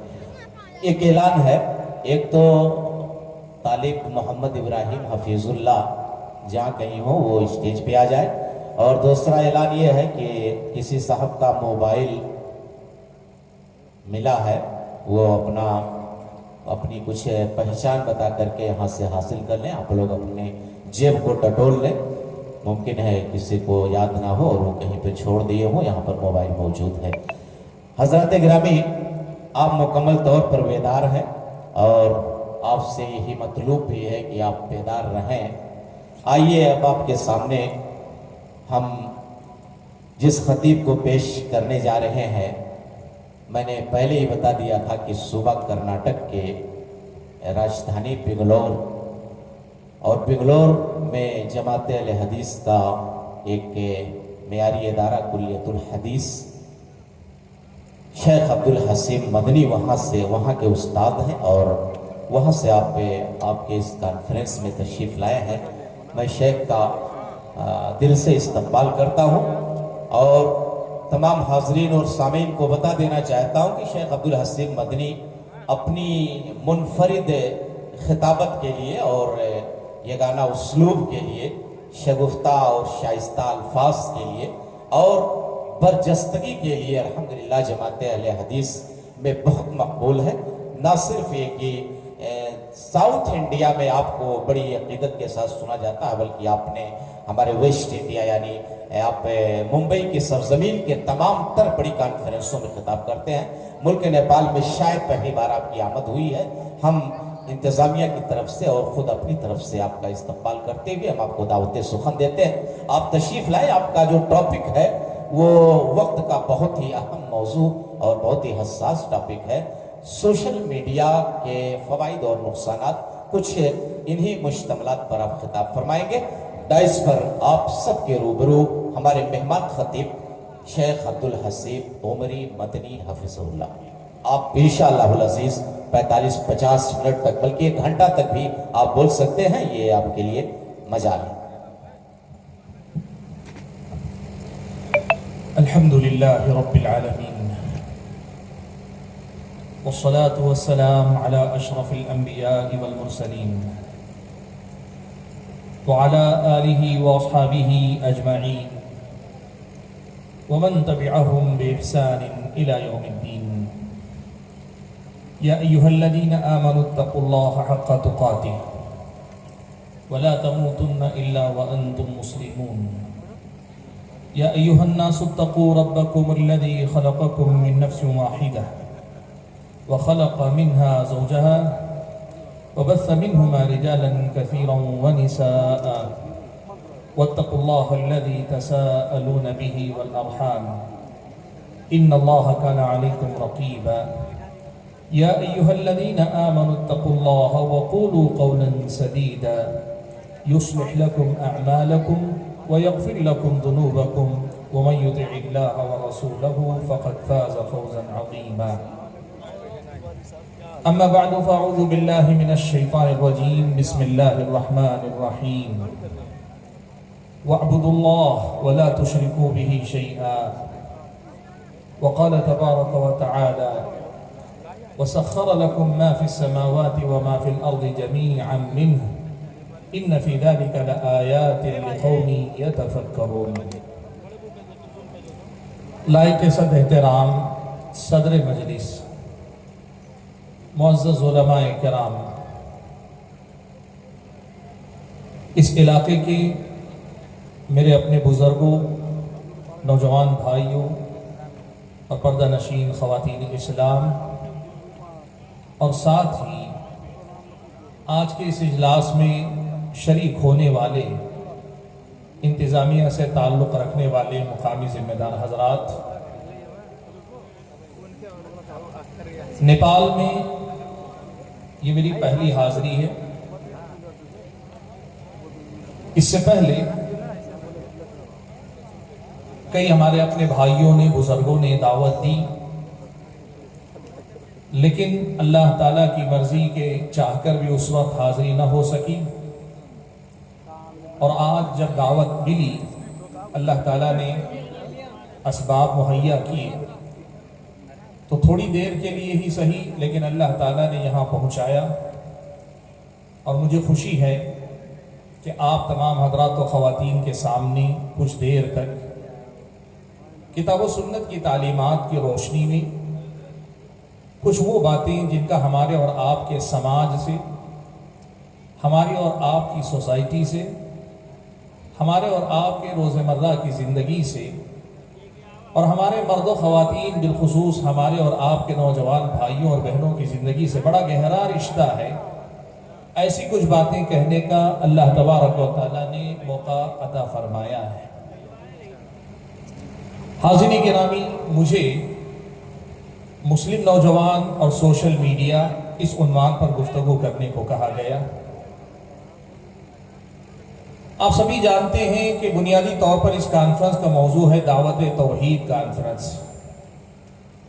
और तौहीद की दावत क्या है?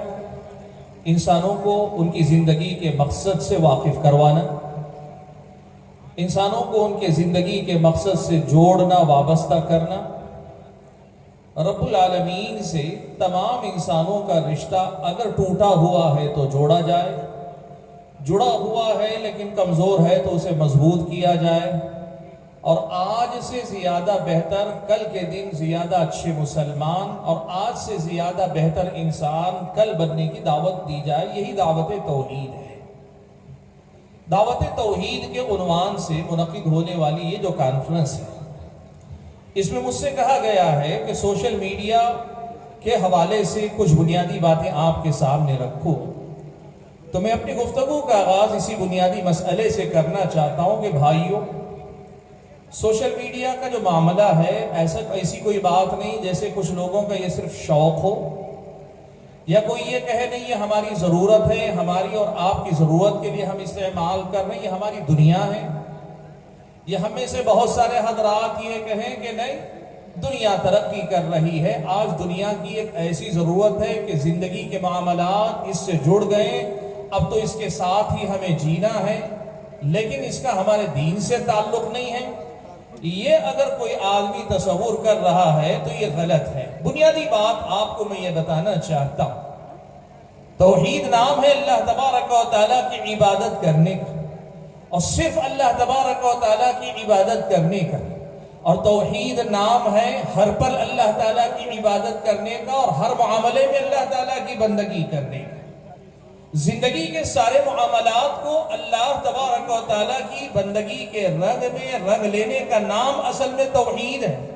उसी के लिए जीना, उसी के लिए मरना, रब्बुल आलमीन ही की रजा की खातिर जिंदगी के सारे मामलात उसकी तालीमात के मुताबिक ढाल लेना, यही तौहीद है, यही बंदगी है।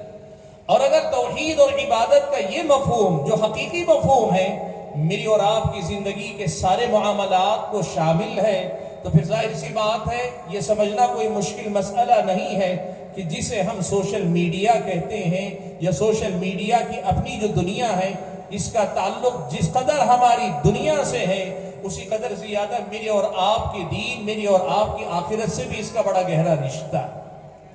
इसीलिए आज दावत तौहीद के उन्वान पर मुनक़िद होने वाली इस कॉन्फ्रेंस में मैं आपके सामने सोशल मीडिया के हवाले से बात करूंगा, तो इसी तनाजुर में बात करूंगा कि रब्बुल आलमीन ने हम और आपको ये जो अता किया है, इसका हमारी और आपकी जिंदगी में मुस्बत और मनफी क्या असर देखने को मिल रहा है, और क्या इसमें हम बेहतरी ला सकते हैं और कहां हम अपने आप को नुकसान पहुंचा रहे हैं। इसी हवाले से कुछ बातें आपके सामने जिक्र करूंगा। भाइयों, सबसे पहले सोशल मीडिया किसे कहते हैं? आसान अल्फाज में हम उर्दू में उसे कहते हैं समाजी राबिते के जदीद जराए। इंसान से मिलता है। पहले का जमाना था आमना सामना होता तो मिलता था, फिर वो आदमी मिलता नहीं था। अल्लाह ने इंसान को तरक्की अता की, साइंस ने तरक्की की, तहकीकात ने आगे कदम बढ़ाया, तो बहुत सारे जराए वजूद में आए। हम और आपने ये देखा कि मोबाइल के जरिए नहीं, उससे पहले हम खुतूत के जरिए राबिता करते थे। खुतूत के बाद फोन, टेलीफोन ने जगह ली। टेलीफोन के बाद हमारे और आपके समाज में मोबाइल आया, जिसपे सिर्फ बातचीत हुआ करती थी, मैसेजेस का तबादला होता था, या उससे पहले पेजर की शक्ल में इंसान रवाबित के नए नए जराए वजूद में लाने लगा, ईजाद करने लगा।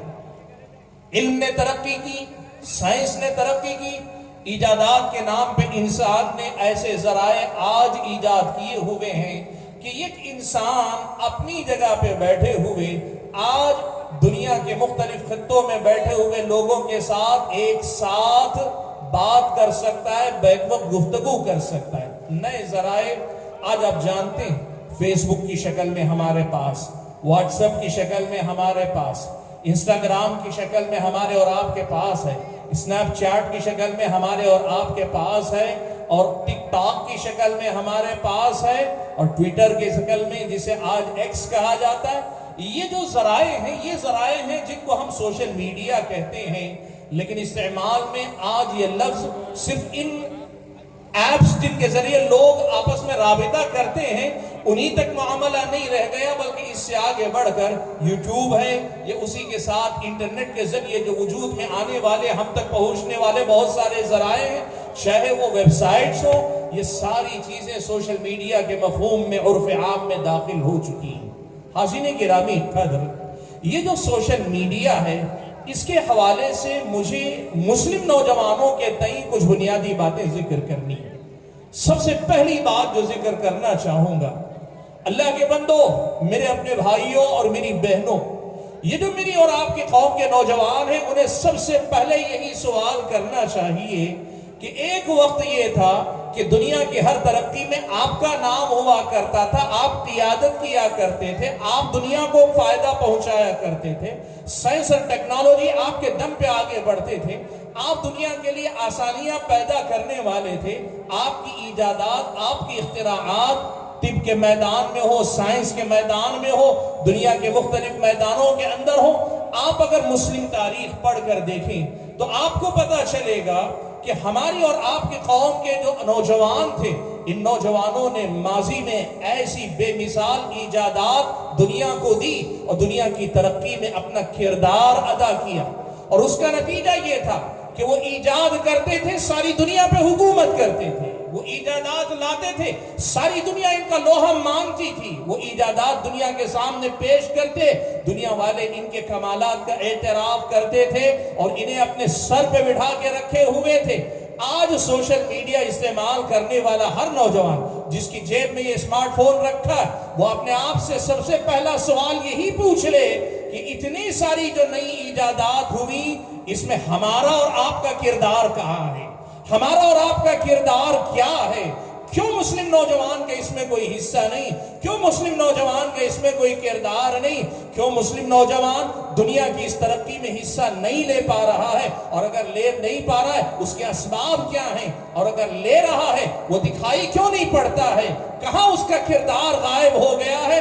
سب سے پہلا یہی سوال سوشل میڈیا کے بارے میں ہمیں اپنے آپ سے کرنا چاہیے۔ بھائیو، اس دنیا میں ہمیشہ یاد رکھو، دنیا قدر اس کی کرتی ہے جس کو اپنا ہاتھ اونچا رکھتا ہے، جو دنیا کو دینے والا بن کر جیتا ہے، دنیا اس کی قدر کرتی ہے۔ آج افسوس اس کا کہ آپ کی، ہمارے قوم کے نوجوانوں کی پہچان دینے والوں کی نہیں رہ گئی، لینے والوں کی رہ گئی۔ دنیا کے جس ملک کی بات کیجئے، جس خطے کی بات کیجئے، مسلم قوم کے افراد، مسلم قوم کے نوجوان، کیا مرد کیا خواتین، ان کو دنیا دینے والا نہیں، سماج کے لیے رحمت نہیں، سماج کے لیے زحمت سمجھتی، سماج کے لیے بوجھ سمجھتی ہے۔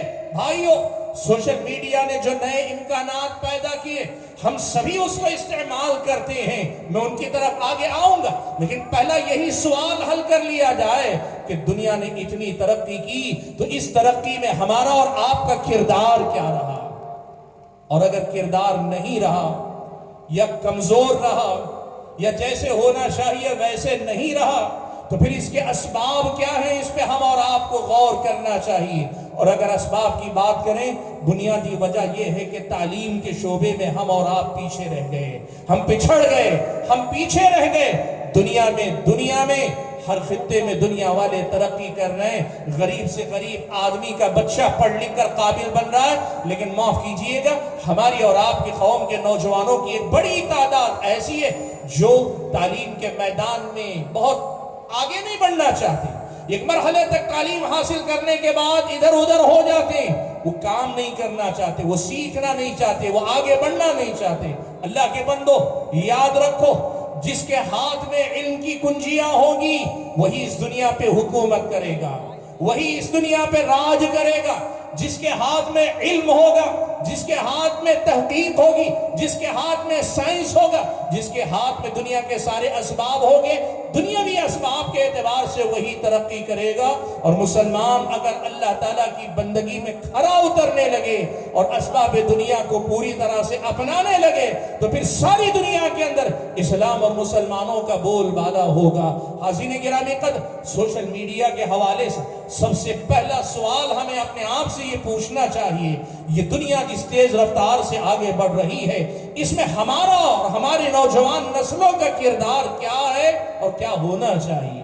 سچ تو یہ ہے کہ ہم اور آپ نے ان کا استعمال ضرور کیا، لیکن ہم نے ان کے بنانے میں، ان کو سنوارنے میں، سماج کے لیے ان سہولتوں کے فراہم کرنے میں جو حصہ ہمیں لینا چاہیے تھا، شاید کما حقہ ہم اور آپ نہیں لے سکے، الا یہ کہ اکا دکا کچھ افراد، کچھ انجینئر، کچھ افراد مختلف کمپنیوں میں کام کرتے ہوں اور ان کی بھی اس میں کہیں حصے داری ہو جو دکھائی بھی نہیں دیتی۔ حاضرین گرامی قدر، یہ سب سے پہلی بات ہے جو سوشل میڈیا کے حوالے سے مجھے آپ کے سامنے ذکر کرنی ہے۔ دوسری بات جو ذکر کرنا چاہوں گا وہ یہ کہ بھائیو، سوشل میڈیا اللہ تبارک و تعالیٰ کی دی ہوئی ایک بڑی عظیم نعمت ہے۔ دیکھو، آپ دنیا کے اندر چاقو بھی ہے، تلوار بھی ہے، ہتھیار بھی طرح طرح کے ہیں، اور دنیا کی بہت ساری چیزیں ہیں۔ استعمال کرنے والے ان چیزوں کا صحیح استعمال کرتے ہیں تو اسے تعمیر کی طرف لے جاتے ہیں، اس سے ترقی کی طرف لے جاتے ہیں، اس سے سماج کی فلاح اور بہبود میں لے جاتے ہیں، اس سے سماج کی بہتری کا کام لیتے ہیں، اس سے سماج میں فائدے کے نئے نئے دروازے کھولتے ہیں۔ سوشل میڈیا بھی ایسی ہی ایک نعمت ہے کہ اگر اس کا استعمال کیا جائے، صحیح ڈھنگ سے استعمال کیا جائے، صحیح طریقے سے استعمال کیا جائے تو پھر یہ اللہ تعالیٰ کی بہت بڑی نعمت بن سکتی ہے۔ اور اگر ان کا غلط استعمال کیا جائے تو یقین مانیے یہ وسائل، یہ ذرائع لوگوں کی دنیا برباد کرنے والے، لوگوں کی آخرت تباہ کرنے والے، لوگوں سے ان کا دین چھیننے والے، لوگوں سے ان کی دنیا کا چین و سکون چھیننے والے ذرائع بن جائیں گے۔ یاد رکھو اللہ کے بندو، سوشل میڈیا کی جتنے بھی ذرائع آج اللہ نے میسر کیے، یہ سارے کے سارے اسی ضابط اصول پہ کھرے اترتے ہیں کہ اللہ تعالیٰ دی ہوئی ہر نعمت میں لوگوں کو دیکھتا یہ ہے کہ وہ شکر کی طرف جاتے ہیں کہ کفر کی طرف جاتے ہیں۔ شکران نعمت اور کفران نعمت، یہ دو رویے ہیں جو انسان کسی بھی نعمت کے سلسلے میں اپناتا ہے۔ اسلامی شریعت نے ہم اور آپ کو بتایا، اللہ نے فرمایا وَإِذْ تَأَذَّنَ رَبُّكُمْ لَئِن شَكَرْتُمْ لَأَزِيدَنَّكُمْ وَلَئِن كَفَرْتُمْ إِنَّ عَذَابِي لَشَدِيدٌ۔ اللہ تبارک و تعالیٰ نے صاف طور پہ یہ اعلان کر دیا، نعمتوں کا شکر ادا کرو گے میں مزید دوں گا، میں تمہیں اور نوازوں گا، میں تمہیں اور مالا مال کروں گا، تمہیں مزید ترقی عطا کروں گا۔ وَلَئِن كَفَرْتُمْ، لیکن اگر تم نے ناشکری کی، ناقدری کی، ان عذابی لشدید، تو پھر یہ بھی جان لینا میری سزا، میرا عذاب، میری پکڑ بڑی سخت ہے۔ اللہ تبارک و تعالیٰ کے پاس ہر نعمت جو ہمیں میسر آتی ہے وہ یا تو شکر گزاری کے نتیجے میں ہمیں اللہ کا قریبی اور مقرب محبوب بناتی ہے، یا پھر یہ کہ اس کے غلط رویے یا غلط استعمال کی وجہ سے، کفران نعمت کی وجہ سے ہم اور آپ کے لیے وہ وبال جان بن جاتی ہے۔ حاضرین گرامی قدر، اس سوشل میڈیا کا معاملہ بھی کچھ ایسا ہی ہے۔ یہ جو ذرائع اللہ تبارک و تعالیٰ نے عطا کیے، ان کو آدمی چاہے تو صحیح طریقے سے استعمال کر کے اپنی دین میں ترقی کر سکتا ہے، اپنے سماج کی بہتری کے لیے بہت کچھ کر سکتا ہے، اپنے گھر بار کی بہتری کے لیے بہت کچھ یہاں سے فائدے اٹھا سکتا ہے۔ اور اگر اس کا صحیح استعمال نہ کر سکا، غلط استعمال انسان کرنے لگا، تو پھر اس سے اس کا دین بھی برباد ہوگا، اس کی آخرت بھی برباد ہو جائے گی۔ حاضرین گرامی قدر، صحیح استعمال کیا ہو سکتا ہے؟ میں دو مثالیں دے کر بات کو آگے بڑھا لے جاتا ہوں۔ اس کا سب سے پہلا صحیح استعمال یہ ہو سکتا ہے کہ اسے جس نام سے ایجاد کیا گیا اس مقصد کے لیے استعمال کیا جائے۔ یہ سماجی روابط کے ذریعے یہ انسان کو انسان سے جوڑتے ہیں، یہ مسافتوں کو مٹا کر لوگوں کو ایک دوسرے سے قریب لاتے ہیں، ایک دوسرے کے ساتھ ہمدردی، ایک دوسرے کی غمخواری، ایک دوسرے کو سمجھنے کے لیے استعمال کرنا، ایک دوسرے کے تئیں وہ نزدیکی کا احساس دلانا کہ فاصلے دور ہوں گے لیکن اس کے باوجود میں تم سے بہت قریب ہوں۔ وہ زمانہ گیا جب تمہاری مصیبت بھی ایک ہفتے یا ایک مہینے بعد پتہ چلتی تھی، آج وہ دور ہے بر وقت میں تمہاری ہمدردی بھی کر سکتا ہوں، تمہاری مدد کے لیے کوشش بھی کر سکتا ہوں، فوراً میں تمہارے پاس پہنچ بھی سکتا ہوں، نہ پہنچوں تو کم سے کم احساس دلا سکتا ہوں کہ میں تمہارے دائیں بائیں آس پاس ہی ہوں۔ سوشل میڈیا جس مقصد کے لیے ایجاد ہوا اس مقصد کے لیے اس کا استعمال کیا جا سکتا ہے کہ ہم اسے سماج میں لوگوں کے درمیان بہتر رابطے کے لیے استعمال کریں، بہتر تعلقات کے لیے استعمال کریں۔ یہ عین ممکن ہے. اور آپ دیکھیے ہمارے اور آپ کے سماج میں ہم بسا اوقات اس کا استعمال کرتے بھی ہیں، بس معاملہ یہ ہے کہ جتنا اور جیسے کرنا چاہیے. ایسا تھا کہ اچھی قابلیت رکھنے والے اساتذہ ہر جگہ میسر نہیں ہوتے، تو کئی جگہ محنت کرنے والے طلبہ محنت کر کے قابل نہیں بن پاتے. سوشل میڈیا نے آج یہ ممکن بنایا ہے کہ آپ گھر بیٹھے اچھے سے اچھے علماء کے علم سے مستفید ہو سکتے ہیں، آپ اچھے اساتذہ سے سیکھ سکتے ہیں، آپ اچھے اساتذہ سے پڑھ سکتے ہیں. آپ اپنا دین پڑھنا چاہتے ہیں، آپ اپنی دنیا پڑھنا چاہتے ہیں، آپ جو سبجیکٹ پڑھنا چاہیں، جس میدان کے ماہرین سے روابط بڑھا کر اپنی دین یا دنیا میں ترقی